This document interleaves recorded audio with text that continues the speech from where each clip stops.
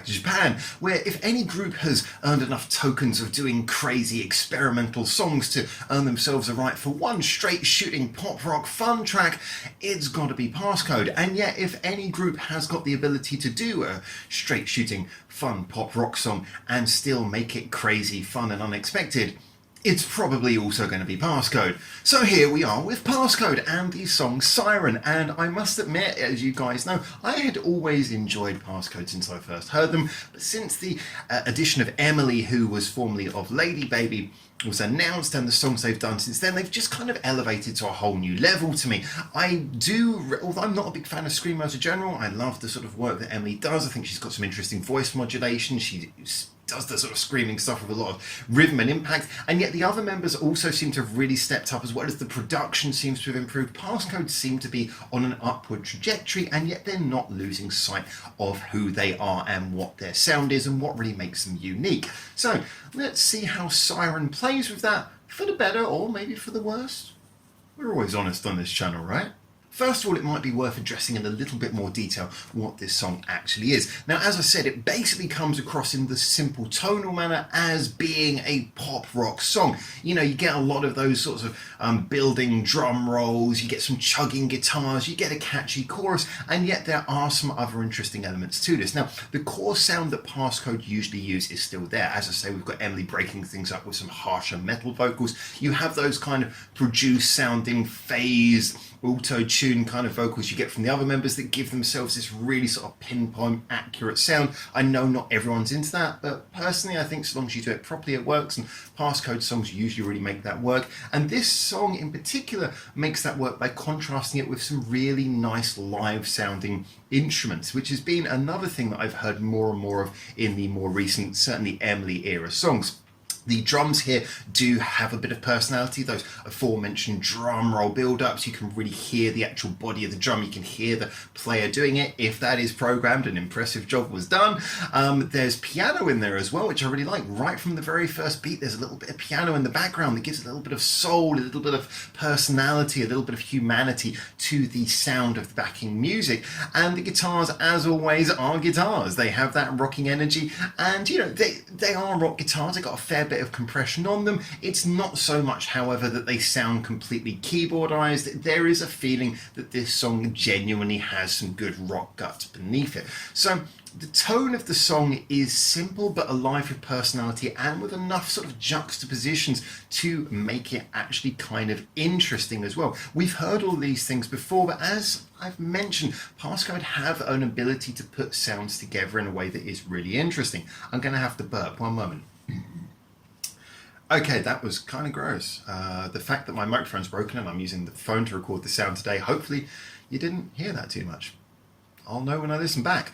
So, with that all considered though, we must point out that the song does still have some clever tricks up its sleeve. There are some of the, well, of course it's a PASSCODE song, and there are some key changes in there. The rhythm mostly stays on point, as you'd expect from a sort of a pop rock sort of, well, under the hood of everything, the writing is a bit pop rock. It does have a good sort of amount of key changes and little interesting things in there. It's not overly predictable. However, what it does to take advantage of that more pop rock vibe is have a really good catchy chorus. I do like the chorus in this. Yes, it's not exactly going to be your #1 hit single, everyone's singing it along kind of thing. However, if you're a fan, you really like their song, this is a single sort of level chorus that will have you coming back round to it and sort of feeling that joy that you want from a good chorus every time it comes around and brings the song back together in the crescendo, if you will. So, it might be worth at this point talking about the video for Siren. Now, why would I mention this so early on? Well, because of the fact that when I first saw the thumbnail for this, as they were sort of announcing the premiere, I can't help but feel that I just noticed how bright it looked. And yeah, it's not the first time they've ever done a video that's been doused in white before. However, just immediately got the feeling there was going to be a bit of a sort of a joyous feel to this, and on their faces there is a sort of a happiness.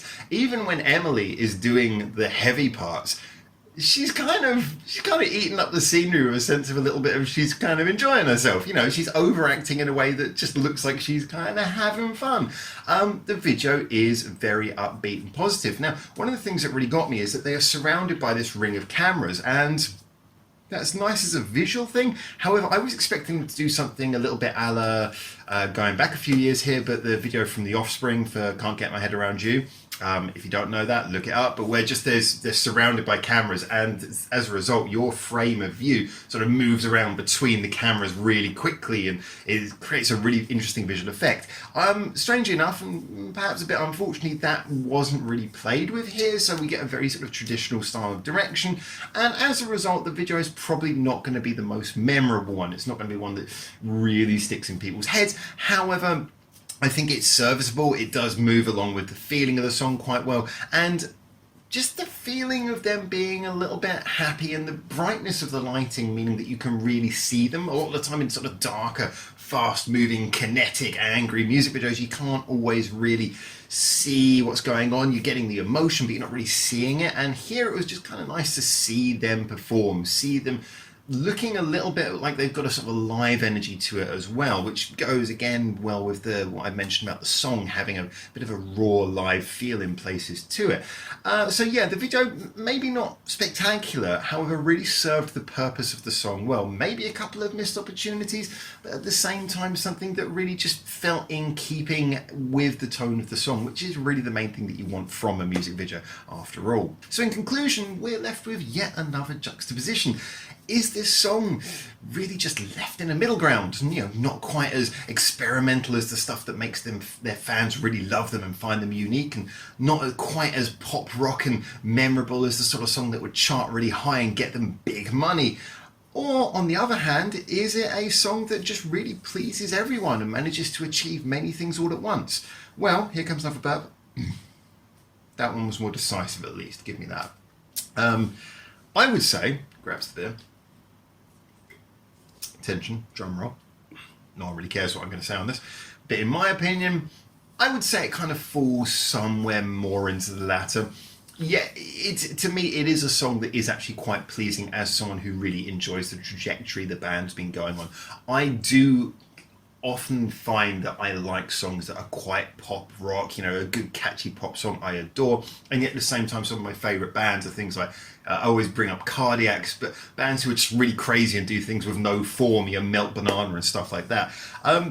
Very rarely do you hear those things fused in a way that doesn't just sound like a bit of a mess, or like, you know, just make you wish you were listening to something which was more in one of those two directions. And yet once again, PASSCODE have brought it together. This is a song that sounds rewarding in both a pop rock way and in an experimental way. It gives you a taste of both in a genuine sort of setting. I really enjoyed this. It just worked for me.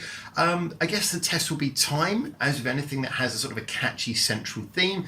Is it going to be something that sticks in my head and gets enough replays? I don't know. At the current moment, Freely is kind of my like mark for that's where I kind of want the bar to be set for the sort of songs that are both insanely catchy and experimental and full of personality. Is it quite as good as Freely? Perhaps I don't think so at this moment. However, it does have a sort of charm and joy that maybe takes it above Freely in other moods. I think what it really comes down to is it's going to depend on the mood you're in and what kind of person you are. It really is the example of what I always say, that music is super subjective. Sometimes a song is pretty easy to judge, and yet this one, I think it definitely does work. It definitely does work. It is doing its job properly. However, if it's going to be the song for you, again, depends on what you like and what mood you're in, and that second one I think is going to be a fairly big one. So definitely give it a listen, definitely keep it somewhere where you can access it, and when you're in the right mood you put it on, and I think it will be the song for you. Anyway, as always, get in the comments, tell me what you think, and until I hopefully see you very soon in Japan for the next one of these, for now, ciao ciao.